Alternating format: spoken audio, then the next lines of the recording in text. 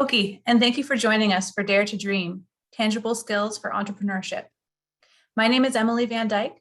I'm a Harvard College 03 and Harvard School of Public Health 09 graduate. I'm Siksika, Armenian, and thrilled that you've joined us for our Saturday programming.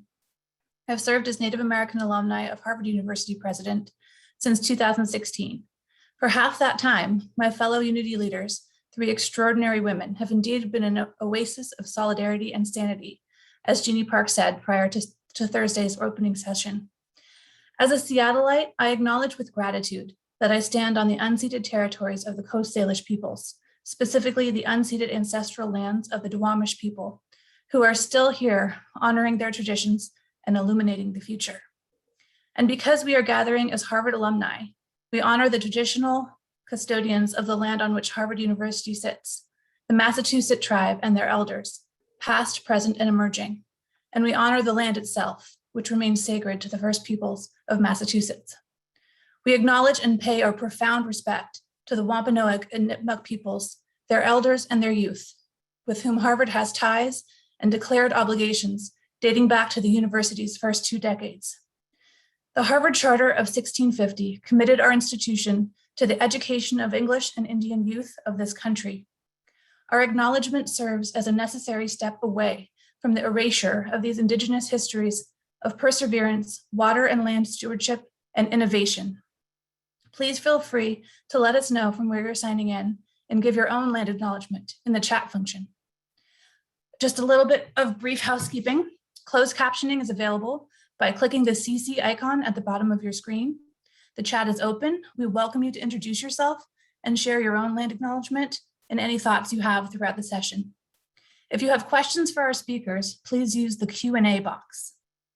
And now it's my pleasure to introduce Ty Moore, who is an empowerment-driven serial entrepreneur and co-founder of Veriviz, an executive coaching and leadership development firm.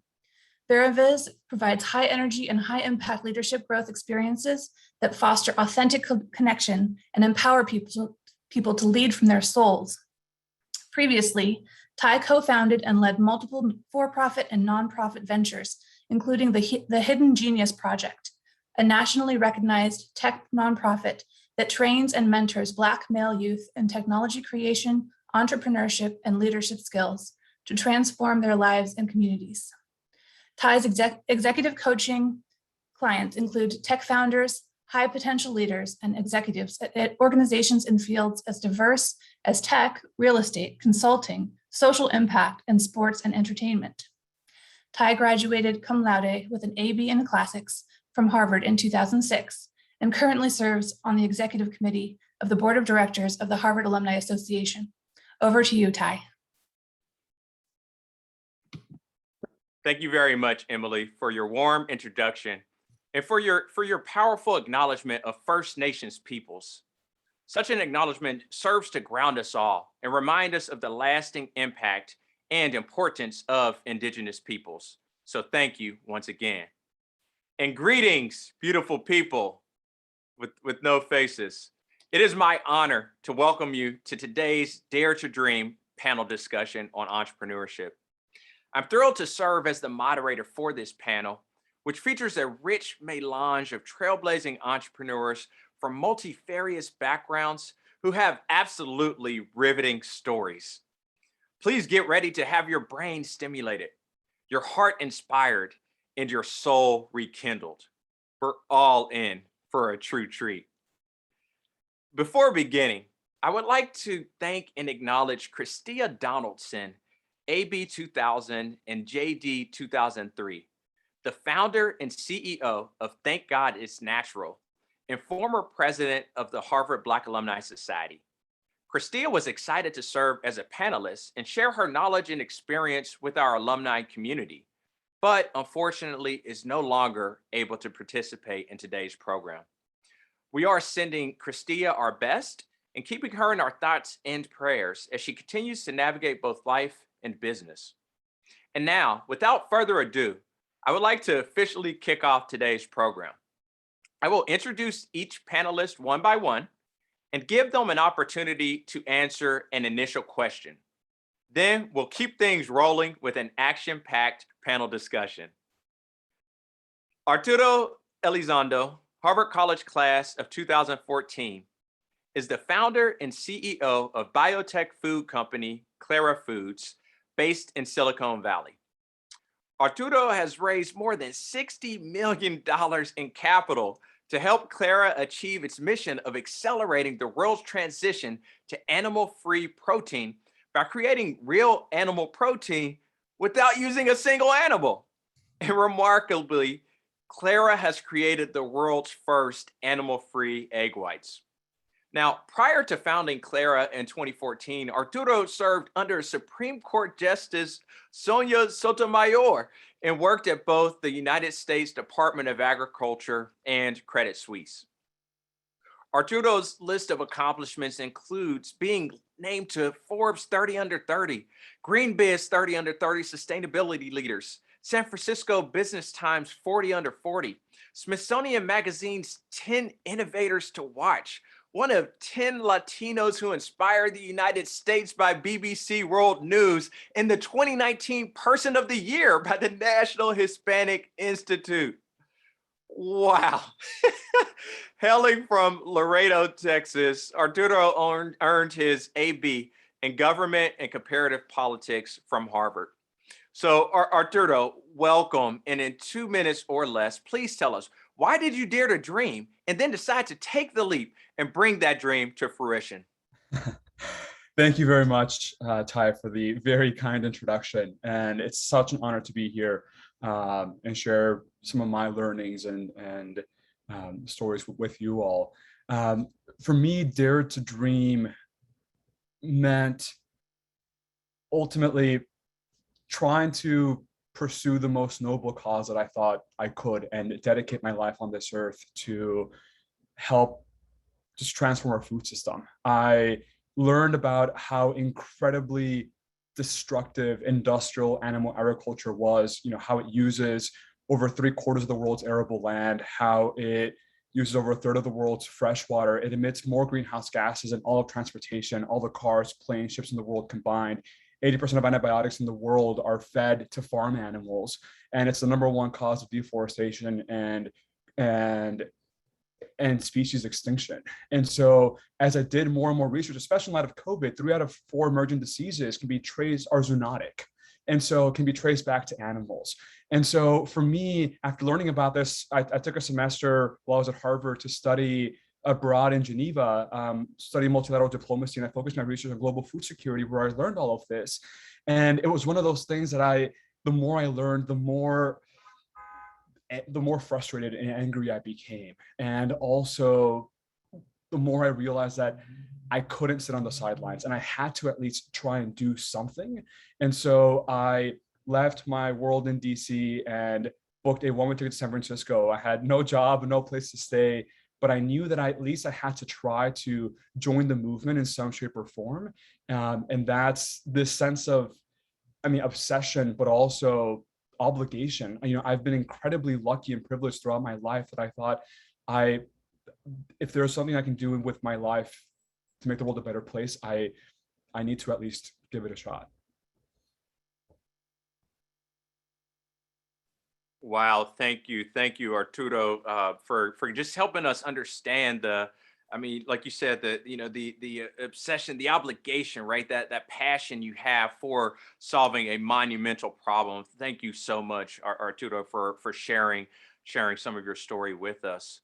And now I would like to introduce Jinhee Ahn Kim, Harvard College class of 1985, who is the co-founder and CEO of UYU Limited. UYU is a global esports organization active in fielding competitive professional teams, content creation, lifestyle merchandising, and e-commerce. With a highly competitive global roster, UYU has quickly established itself as a contender across numerous esports games. In addition, UYU produces innovative live streaming content targeted towards the esports generation. Jinhee was previously co-founder and president of Snapette, the largest mobile platform for local fashion shopping, which was sold to leading e-commerce platform PriceGrabber in 2013. She began her career as a management consultant at Bain & Company, has served as a designer at Ralph Lauren, and has founded and led product at multiple e-learning companies. Jinhee was selected as one of the most creative people by Fast Company. She is a board member for the Council of Korean Americans and previously served on the board of directors for the Harvard Alumni Association. Jinhee was also a board member and vice president of the Harvard Asian American Alumni Alliance. Jinhee received her AB in economics from Harvard, AAS in fashion design from Parsons School of Design, and her JD from the University of Hawaii. Jinhee, welcome. And again, in 2 minutes or less, please tell us why did you dare to dream and then decide to take the leap and bring that dream to fruition? Hi, everyone. Thank you, Ty, for the introduction. First, I want to say hello to, I'm seeing so many of my friends in the chat. And it's great to see like everyone from all around the world in here and saying hello to each other. And I'm just so thrilled that this Unity Weekend is happening. I know a few years back for COVID, at H4A, we talked a lot about trying to bring this together, and to finally see it happening. I'm just thrilled. So kudos to everyone behind the scenes to make this happen. So I think I am an accidental entrepreneur in that I didn't start off thinking about, I wanted to start this business, but with Snapbed, I had moved to London and kind of discovered a problem I had as a consumer and was thinking about it. And the funny thing is that I was at the second H4A, we had a big conference at Harvard, and it was the second one. And I met someone there that was at the business school, and I was talking to her about this issue that I had as a consumer in a foreign city and things, and we kind of hit it off. And she ended up becoming my co-founder, and we both entered the whole entrepreneur journey together with Snapbed. And I think for me at the time, it was an interesting problem that I thought that many people shared. That environment back in early 2010, there was a lot of innovation going on, especially with mobile and location. And there's just a lot of energy around that, especially among young people. And then finding a good co-founder that complemented my skill sets. We embarked on this journey. And for this latest startup, the Esports one, it was more that I saw a really new, vibrant entertainment ecosystem that was just growing and growing. I thought that this was an area that had so much potential for so many different, whether it's entertainment, clothing, competition, just everything. And I saw it really, dominated, at least the leadership is mostly male, and then the consumer base was mostly young males. And I guess I like to do things that are not what's expected. So here was someone in their 50s a woman in their 50s who's not like a lifelong gamer going like, oh, this is an interesting area. I think I want to try to put a little bit different perspective on this. And so I did want to get into this to try to bring more diversity and inclusion into this very, very male dominated industry, and bring a lot of opportunity to different types of people. So yeah, it's been a lot of fun. Wow. Yes. Thank you for sharing. And very, very interesting that like you say, you're an accidental entrepreneur. I didn't realize that was the case, Jinhee, and yeah, to, like you said, bring that diversity and inclusion to the traditionally male dominated space. Hey, kudos to you for taking that on. So thank you again.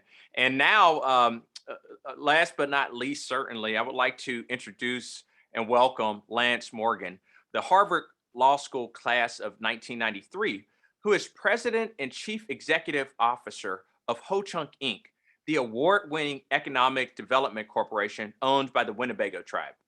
Launched in 1994, Ho Chunk Inc. aims to promote economic self-sufficiency for the Winnebago tribe and its members by creating jobs through its actively managed joint ventures and passive investments, including hotels, convenience stores, websites, and even a temporary labor service provider. The company currently employs more than 1,500 people in 10 states and 3 foreign countries, operates 18 subsidiaries, and has revenues in excess of $200 million. Now, Lance was selected as a champion of change by the White House in 2011. In 2012, he was awarded the Nebraska Builder Award by the University of Nebraska and served as the keynote speaker for his commencement ceremonies. Additionally, he was appointed to the Board of Trustees of the Smithsonian's National Museum of the American Indian in 2013 and 2014. And he was honored with the Advocate of the Year Award by the United States Department of Commerce's Minority Business Development Agency. Lance earned his bachelor's in economics from the University of Nebraska and his JD from Harvard Law School. Lance, welcome. And again, in 2 minutes or less, please tell us, why did you dare to dream and then decide to take the leap and bring that dream to fruition? I keep asking myself that all the time. Why did I do this? Especially during COVID, I spent the year in my basement where I'm at right now. We're up to 350 million. So I'm a guy that keeps track. So I want to make sure that's known. I think that I graduated from law school and I had sort of a standard corporate degree and I had a background in business, and that's what I was going to do. And some people at my own tribe, the Winnebago tribe of Nebraska, came up to my law firm in Minnesota, and I was hired to do sort of the emerging area of corporate Indian law because casino gaming had just started and the tribes were getting wealthy, and they said, "Where are your Native Americans?" And so they came out and just found me. And my tribe said, "Hey, come do some work for us. We have a lawyer now." And we won some money, but competition was coming. We won some money related to our casino. We got rid of some people who were managing it. And at the same time, competition was authorized. So we were on the clock, and 2 years later, probably 90% of our profits went away and 300 of our employees were laid off. But the tribe took some of the money that we had won and started the company Ho Chunk Inc. And I had done a paper in law school on alternative structures for tribes for business. And it just so happened that I said, "Hey, I have an idea." And the tribe adopted it. And I was just sort of the right guy at the right time at the right place. And so there was an element of luck in it. Tribes never had need for a corporate lawyer or a business person before. And I stepped right into the right situation. And it started in my apartment. And now we have offices all over the country. So it's been a remarkable journey. Amazing, right?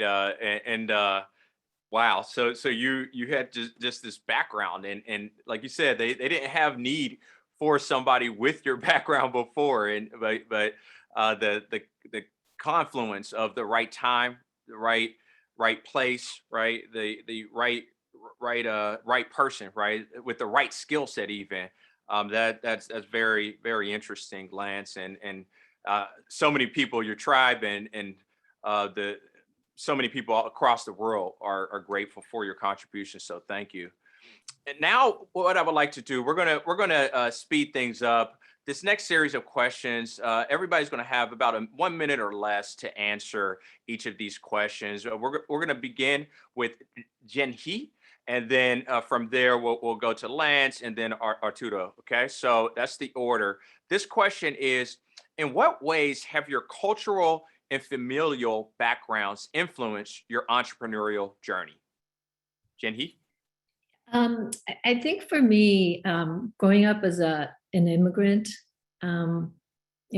especially a minority immigrant, really influenced my journey. I think, coming from, I think a lot of the immigrant stories, people can relate, like where your parents kind of come over and they start with nothing, and a lot of them do become, they are entrepreneurs. They start their own business in a place that they're unfamiliar with, and everything's new. And so when I did start the different companies, and they were always in things that I didn't know anything about, and a lot of risk taking. I think I look back to my parents' journeys and what they've had to face and overcome, and that gave me strength and comfort as I faced a lot of challenges. So yeah.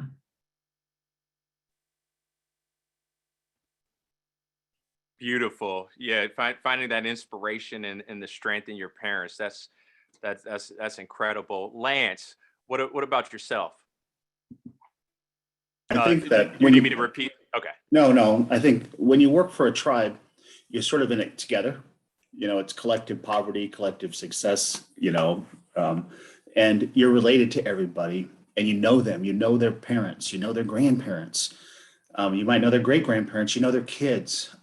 You want to be introduced to the next round. And so it's when you're working in that kind of community, it's not all cut and dry.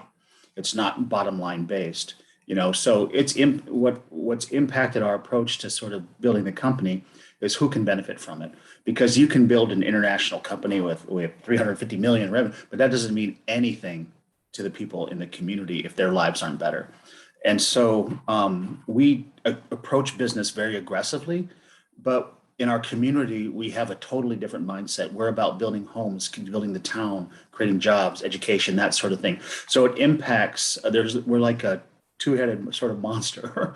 We're very aggressive in some ways, but we're also very community oriented in others. And so it impacts how we do things, and we don't throw people away. You get 9 lives, and then if you screw that up, you get a 10th, right? So we find ways to be successful.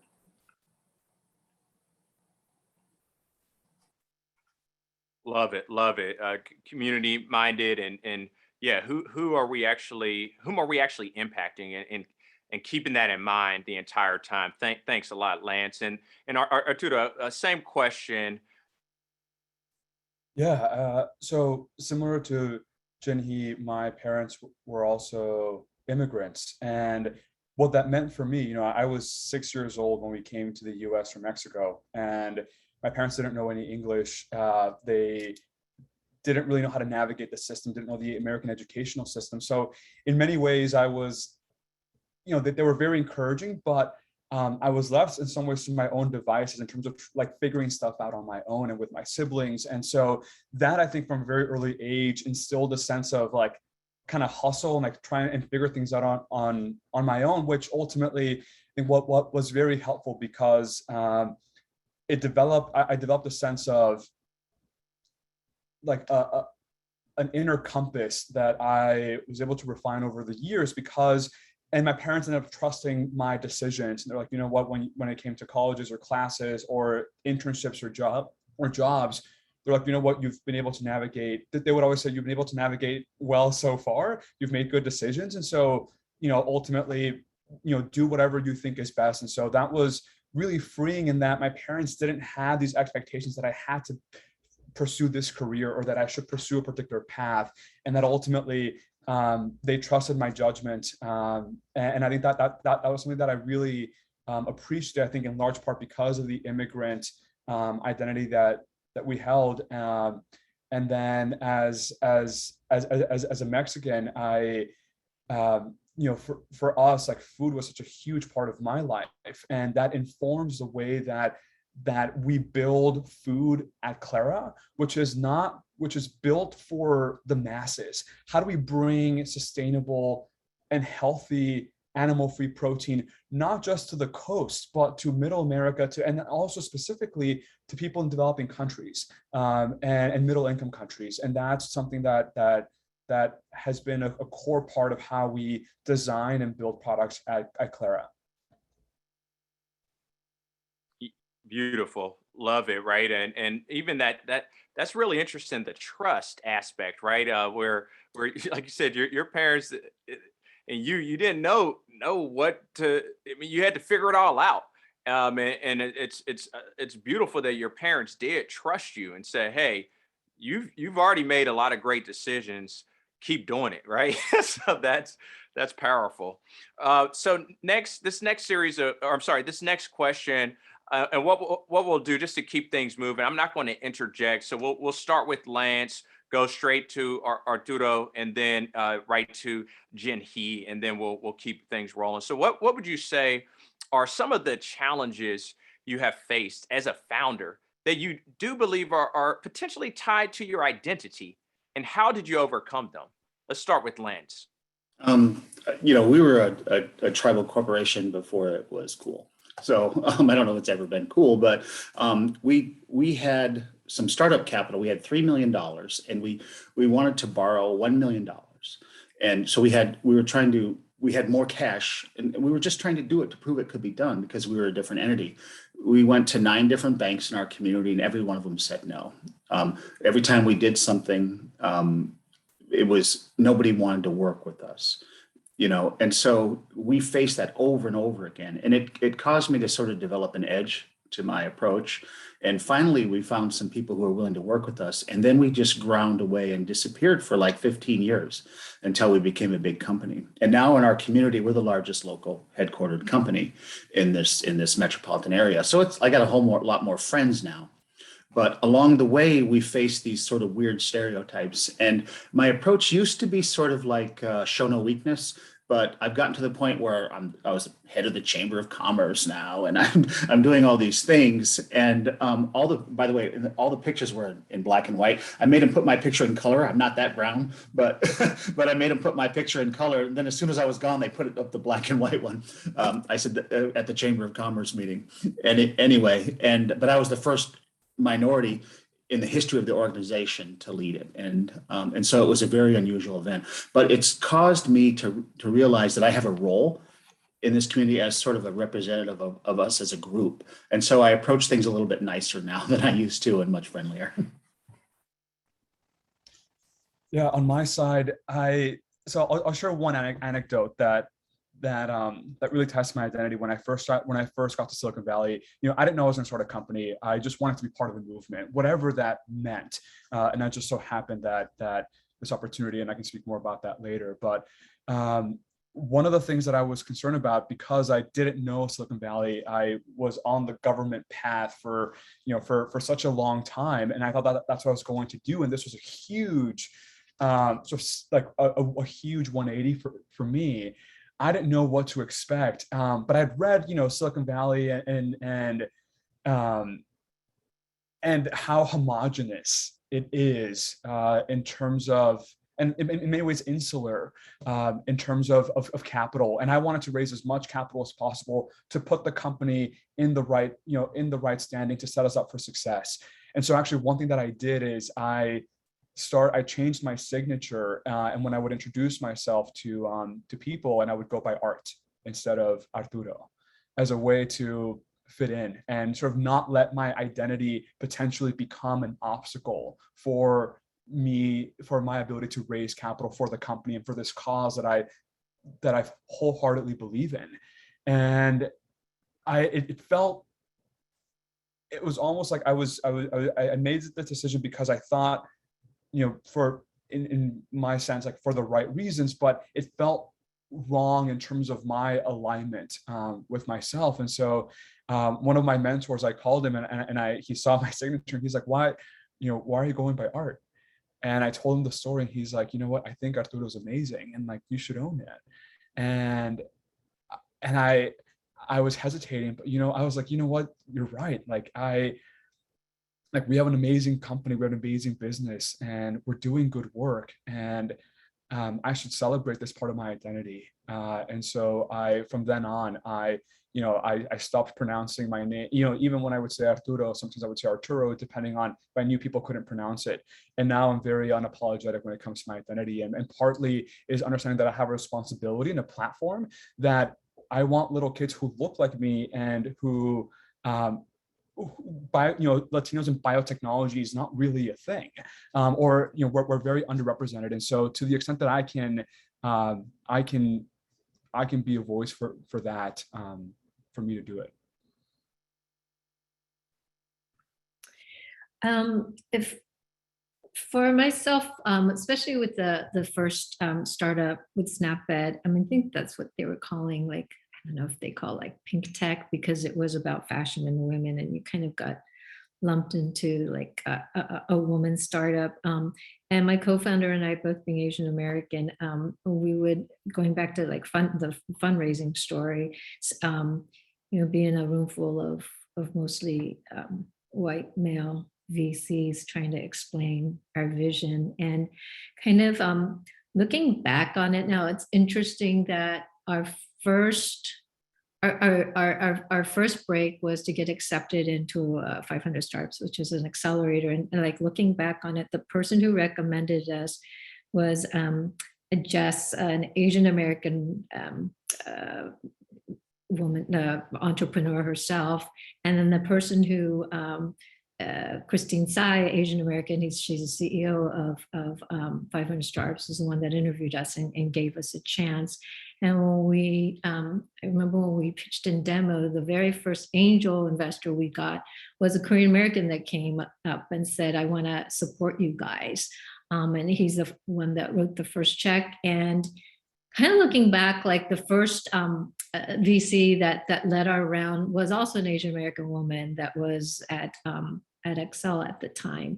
And so it's kind of, now that I kind of look back on that, where I felt like when we were going out and we were not what you see in the room with investors, it's interesting to me, and I'm very thankful that there were some people out there, some trailblazers, and that one saw a vision. And I don't know, maybe they were like, maybe subconsciously they wanted to support other women of color or Asian Americans. I'm not sure, but I'm really happy for their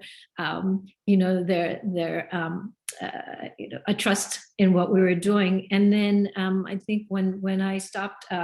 When I left Snapchat, one of the things that I did do was I tried to mentor and give advice to a lot of the younger Asian American entrepreneurs that were reaching out. And so because it's not that diverse still, I think it's really important for us to keep connecting and building our networks and building those bridges and serving as as someone that, they did it, or people should feel free to like reach out to other entrepreneurs that are of the same kind of background and things. So yeah, I was just thinking as you guys were talking and thinking like, who are the people that actually like had faith and then gave us our breaks along the way. And even now with UIU, we just have we just did a tiny little angel round before the pandemic closed everything down, and they're both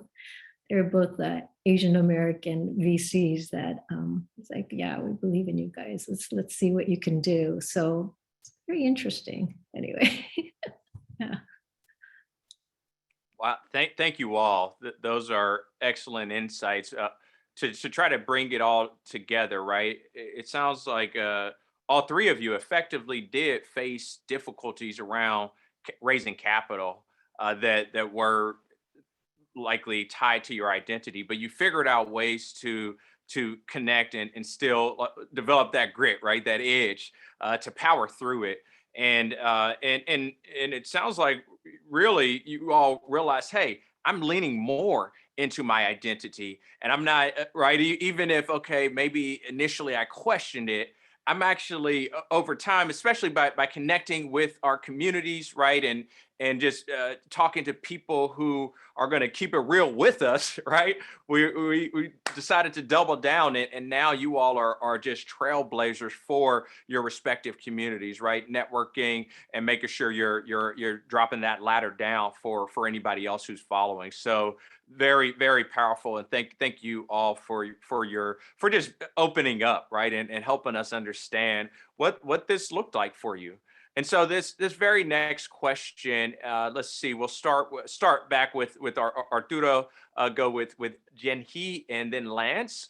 What impact, and again, 1 minute or less, and we'll go without any interjections by me in the interim. What impact has Harvard had on you as an entrepreneur? I think for me, I was just like, Mexican boy from a small town in Texas, and I think I struggled a lot with like self-confidence, like owning the fact that like I was smart and capable, and I could change the world. And as much as I wanted to believe it, it was hard. And one thing that I loved about Harvard is that, you know, we got told every day and all the time, you know, you're here to change the world. You know, the commencement addresses, the during speeches by dignitaries, and that, you know, once it's one of those things where, like, once you hear it enough times, you start believing it. And I love that. Like, for me, having, you know, being at Harvard and being around such amazing people and being told this all the time, at some point I started believing that it was possible, especially seeing my classmates around me like really also dare to dream and have big dreams and aspirations. And that I think that was a game changer for me. And I think had I think with that experience, it gave me enough faith and conviction that, you know, I would be fine if even if pursuing this path of trying, you know, fix our food system failed, and I, you know, failed miserably, and the startup just, you know, died within the first couple of months, I knew that I could still get another job somewhere. I could go apply to another, you know, to a bank or to a tech company or something. And I was going to find a way to make ends meet. And that was something that I think having the Harvard, the Harvard name under my belt was something that was very helpful in my willingness to take risks, because I knew that worst case scenario really wasn't going to be that bad. I think for me, you know, back in the 80s, we had the core curriculum. I don't know what they have now, but, you know, we were forced to take a lot of different classes outside of our concentration. And so one of the things that I really value from my time there was creative problem solving, you know, going into different areas and classes and learning how, you know, a social scientist would look at something, or, you know, a humanities person would look at something. And so I think it's helped me as I kind of navigate a lot of unknowns as a startup. And the other thing is, I think it made me comfortable in being uncertain, knowing that a lot of other people are way smarter than me and know a lot more than me, but that I, you know, with effort I can learn. And I also that I can learn from a lot of people. And what I do day to day is like, I just manage really good. I manage really good people. I remember one time my daughter had come to, I don't know, watch in some meeting, and she's like, "Oh, you don't really do anything. You're like telling people." And I said, "Yeah, but like what I'm doing is I'm bringing all this great talent together, people that really know their stuff, and I'm pulling it together." And so I think just like all the classmates and other really like great people that I was surrounded with at Harvard, you know, has fared very well as a leader in a company, and also the very global perspective that going to Harvard, not just the classmates, but, you know, just the way that we kind of think about the world. And so especially with UIU, we are really like keen on making sure that we represent like the globe, not just like North America. And so the other day I realized that we have pros and content creators from 6 of the 7 continents, right? So we're just missing Antarctica, I think. So I think it has really, yeah, my experiences, it's really impacted the way that I manage. I saw this TV show once. They said, that guy's not crazy. He's rich, so he's eccentric. That's what you call it, right? And my goal is to be eccentric because I'm rich someday, but it's not happened yet. But and so that's a little bit what Harvard is here. You know, I don't live in Boston. You know, I live in Winnebago, Nebraska. You know, in the prairie, and Harvard is a rare thing. Although we've got another tribal member who just graduated their undergrad, but so it is unique here, and it's a label, and so it's helped me in tremendous ways. The education itself was great. But I don't have a network anymore because I live in a rural Nebraska and there's just nobody else. It's actually, in my world, in the native world, Harvard Law sounds suspicious to, to us. But in business interactions, in dealing with political people and all those kinds of things, it's helped me over and over again. And I can say something bold, and people think maybe I know something they don't, and I don't. But it's given me the benefit of the doubt in countless situations, and so that alone has been worth probably accelerate our success by years. In some way, you still got to do it. You got to make it happen. You got to make the right decisions. But letting people give you the opportunity, that's where Harvard, in a lot of contexts, can really help you get that opportunity where maybe you wouldn't. It doesn't mean you're going to be successful, but it's accelerated us, I think, tremendously. Absolutely. From all three of you, very well said. Hearing that, hey, on the one hand, you have that belief that Harvard is just pounding in, not in a negative way, but pounding into your head, hey, you're here to change the world and you can actually do that. But the brand itself has sounds like provided all of you with really, really great benefits, right? And you get the, like you said, the benefit of the doubt, Lance, and you get the opportunity, or as Arturo was saying, that, hey, worst case scenario ain't that bad, right? It's like, worst case scenario, I'm going to be crushing it still. And so that brand, and then Jinhee, the leadership, right? That perspective, the ability to just manage people effectively because of those experiences you had as an undergrad and through creative problem solving in the classroom, et cetera. Thank you all. Very, very well said with your stories and how Harvard has benefited you. And so as an entrepreneur in particular. So now what I would love to do is just go around the horn. We're going to do individual questions for each of you. Again, about 1 minute or less. I'll kick this one off with Arturo to begin with. Arturo, very, very few recent college graduates would turn down a job offer in the Obama administration. Right. And yet that's precisely what you did. So I'm just curious, what was your rationale behind not taking that job? And what did you decide to do instead? Yeah, I remember this because I was in DC, and I had just done an internship at Credit Suisse, and I called up my boss, telling him that I was about to take this job. And my former boss at Credit Suisse, who's also like vegan, and like we were fangirling about all of the food tech companies that were trying to create foods that that don't require industrial animal agriculture, but still make the products delicious and accessible to people. And so we're both fans of it, and I told him how much I wanted to do that. But also how much of a departure that felt from my path. And working the Obama administration was something that I had always dreamed of doing, in part because, I had done all these internships in government before Harvard. And then while I was there, I studied abroad in Geneva. And it was like, this was all part of the 5-year, 10-year plan. And when I called him, and I was pretty excited about it, he was like, what are you doing? Why aren't you should be in San Francisco, like fixing our food system. And like it hit me. I was like, you're right. Like, what am I doing? And that's why, I think to Jinhee's earlier point about mentors and like people who try and pay it forward. For me, like, that mentor has changed my life. And sometimes like you need people to call you out, or like to keep you, to resurface your truth.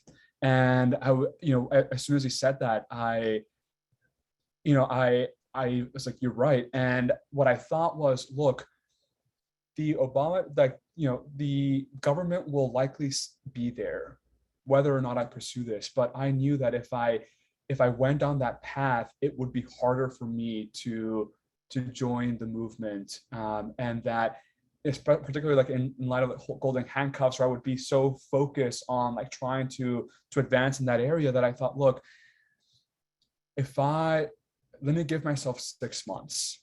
Let me try this out. If I fail, I'll reapply, and like I'll try and network my way back into the administration in some shape or form.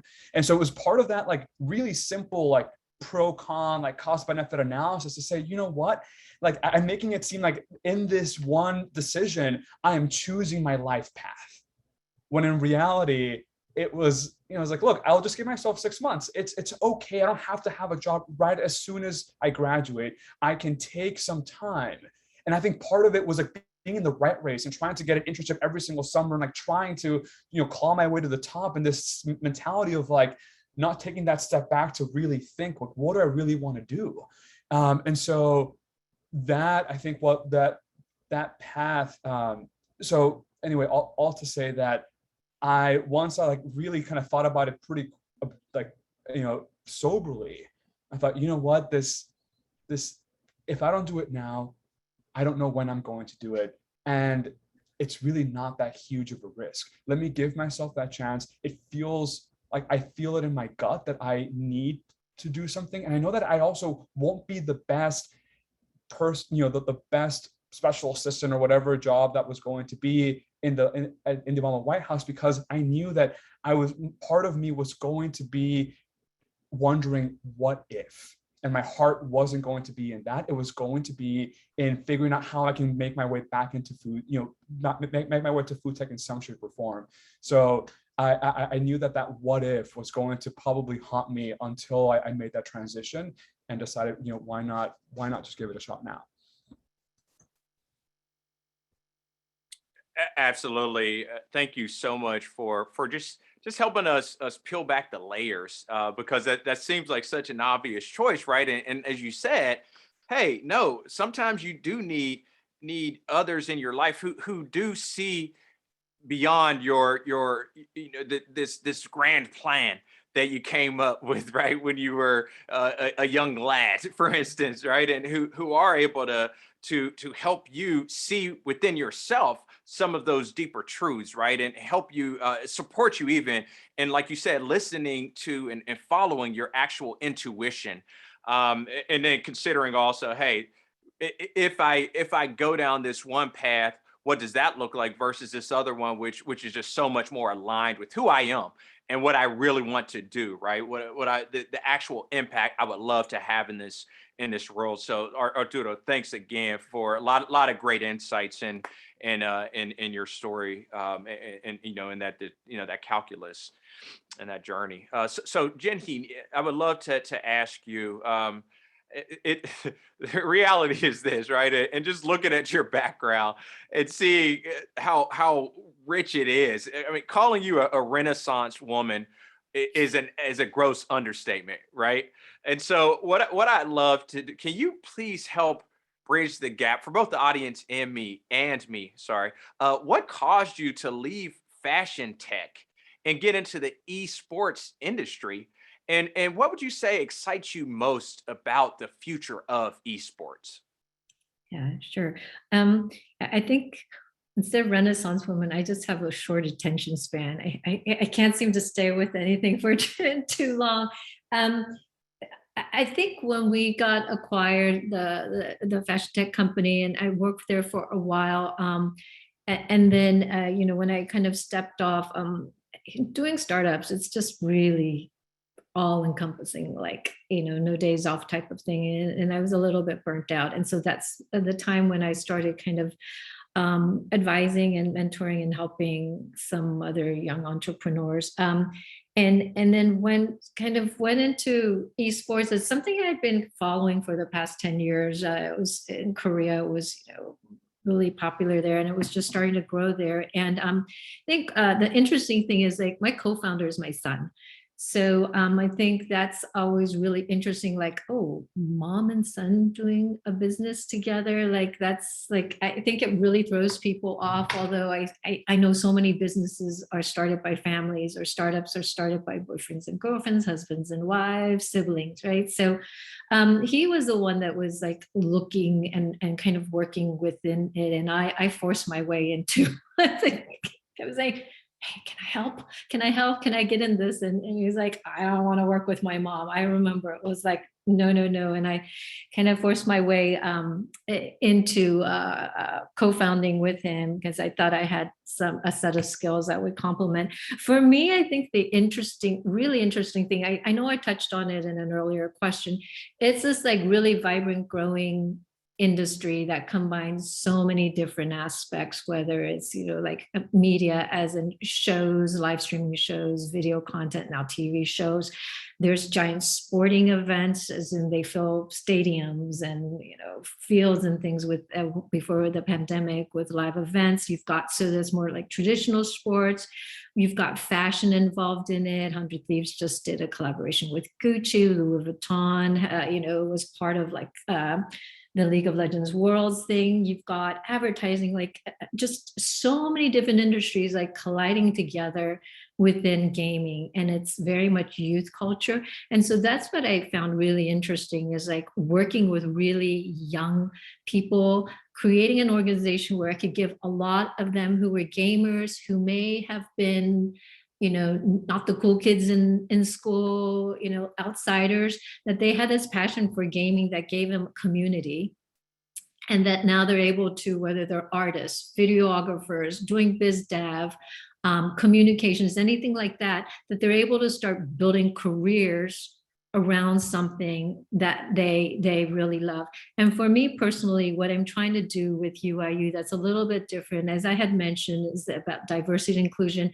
Our org has a third of our pro roster and content creator are women. Like, you just don't really see that a third of our roster is women, and that we field a couple of like all women teams, and some of the creators we're really, really trying to elevate, as well as every kind of, just super, super inclusive.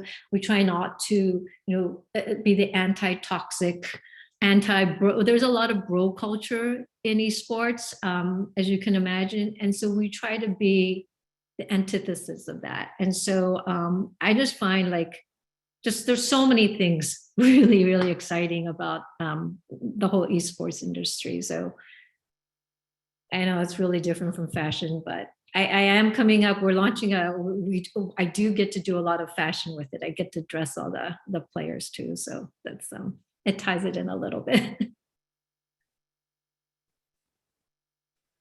Absolutely. That's wonderful. Had no idea that your co-founder is your son. And I love how you say, hey, I was looking at this industry for 10 years, right? And once my son was like, no, I'm really going to do this. I love how you're like, hey, but you need me on your team, right? That's brilliant. And also just like you said, really, really creating this new industry in a very real way, right? Sculpting it, molding it to become much more inclusive. That's brilliant, and that's so admirable that you really are making a concerted effort to ensure that it is much more diverse and inclusive, because you see the potential in the industry. It's going to become big. So thank you, Jinhee, for all of your work there. And Lance, I would now it's your turn, my friend. I'm sure there's a lot of folks in the audience who would love to make large scale, tangible, systemic change for their own communities. You are living proof that such a thing is possible. So I'm really curious, how did you create an economic development powerhouse, and what impact are you most proud of? I think it was sort of sequential. I had a pretty simplistic notion. I started the company when I was 25. I'd been a lawyer just for like a year and a half. And I said, yeah, I just quit that job and showed up on the reservation. And I had big plans. And I said, well, the tribes have such economic advantages. We've just never been structured to use them. And I said, if we could get structured right, we could take off and then everyone will do better. And what I didn't understand is you can't just, if you've been squished and held back generationally for 7 generations, 150 years, you're not just going to all of a sudden be ready for these great jobs. And so we coined a phrase: in order to do one thing, you have to do everything. And so once it took me about 5 years of knocking my head against the wall before I realized that we can't just be a corporation. We started a nonprofit entity, and that's raised a lot of money for our community. And we've got to get our own people educated. We started helping with the college. We started hiring interns. We had 20 some last year, of which maybe 15 are directly from our community. And we just started taking the long-term approach. We said, well, you're not going to do good in school if you don't have a good home, or if someone in your home has a chemical abuse problem or something. And so we built an entire town from scratch. And we said, well, you can't get a loan for a house if you have bad credit because you got ripped off by a used car dealer. So I started selling used cars. I said, I've got to come up with something better for the reunion. We started a company that does that too. But we also bought a bank, 2 of them. So we thought we'd hook ourselves up a little bit more. And so we've become this sort of vertically integrated community development machine. And we figured out a way that we can make money doing it and share in the wealth. We do profit sharing with our employees. We try to be as generous as possible across the board. The thing I'm most proud of is probably the town we built. It's called the Ho-Chunk Village. And we were going to do a strip mall with some houses in the back. Instead, we built a new urbanism, healthy community with, you could go down, it has a main street, there's businesses there, there's apartments above them. And the first ones we did were just sort of normal. Now we've gotten very modern and cool. I was in a downtown city and I took a picture of this building. I said, I want this cool building in my little town on the reservation. And so if you show up in our town, most people are used to having reservations be very, very poor and not necessarily built and designed by the HUD and the low cost contractor. And that's not what we do. We use our nonprofit to help get the money to do it. Our corporation puts in the rest, and then we figure out ways to sort of be successful. And having a community that you can be proud of, that you can have a good home, it lays the groundwork for a good education, to be prepared for a job. And it's really one family, one person at a time in our world. But it's been sequential, and our sophistication has grown. I've been doing it for 25 years now, from just a very small notion of what to do and targeting one area to really trying to find ways to do the whole community. And it's not just us, we've formed other corporate entities in the tribe, and they all take on their roles too. So it's not a one-man show at all. It's a whole community rising.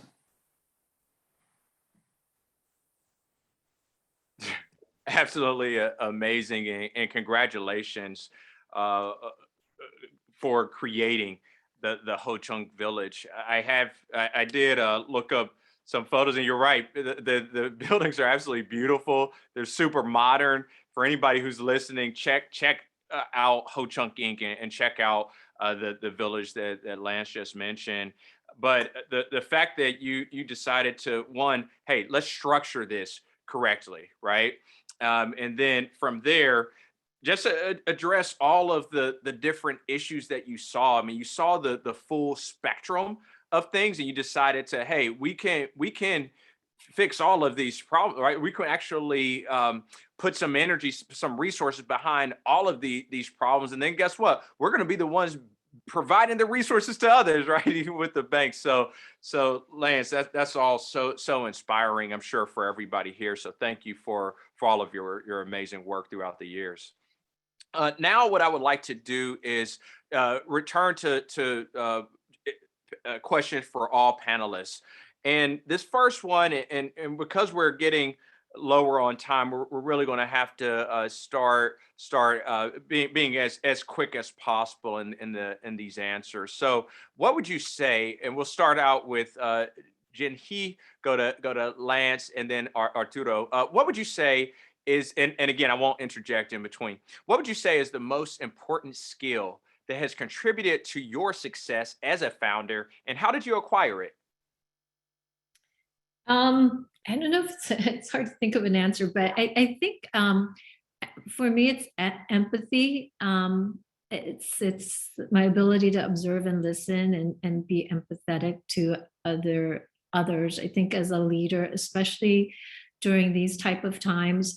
It's so important for your employees to feel that you are open to communicate with them, that everyone's having a lot of different challenges in their lives, as much as they're trying to, put the best foot forward, myself included. There's all kinds of shit going on in everyone's personal lives, right? And especially these last 2 years. And so to have a sense of empathy, to be sensitive to little nuances when you're communicating with them, that there may be things going on that's, affecting their work, giving them a lot of time, if it seems like they need mental health breaks and things like that. I think it's just really, really important these days. So I would think that, maybe it's from being a parent and kind of building that up as a parent, but just having that empathy and sensitivity to people, I think, for myself. For me, it's a couple things. When you grow up, I grew up, my mother was a Native American. They moved from the reservation. We grew up in sort of the tough part of the city of Omaha. And so, and then you end up, I was in the Army to pay for college, and I end up at Harvard, right? That don't just happen in a normal way. That's sort of to do that, you're really a one-man show. You're super driven. And then to go from super driven to running a corporation where you have to use empathy. I did the strengths test. It was last on my list, and you have to sort of motivate people, and you have to it's a really hard transition, especially in a community that's very egalitarian, where the corporate mindset really doesn't flow. And so that was a big challenge. I just wanted to mention that. The skill that I've learned is probably figuring out the critical point of failure. And I think I learned that in law school, just by, reading all these cases, what are the critical point? And I tell people all the time that my job, that what they're paying me for, is to see the future, and then either avoid it or nail it, right?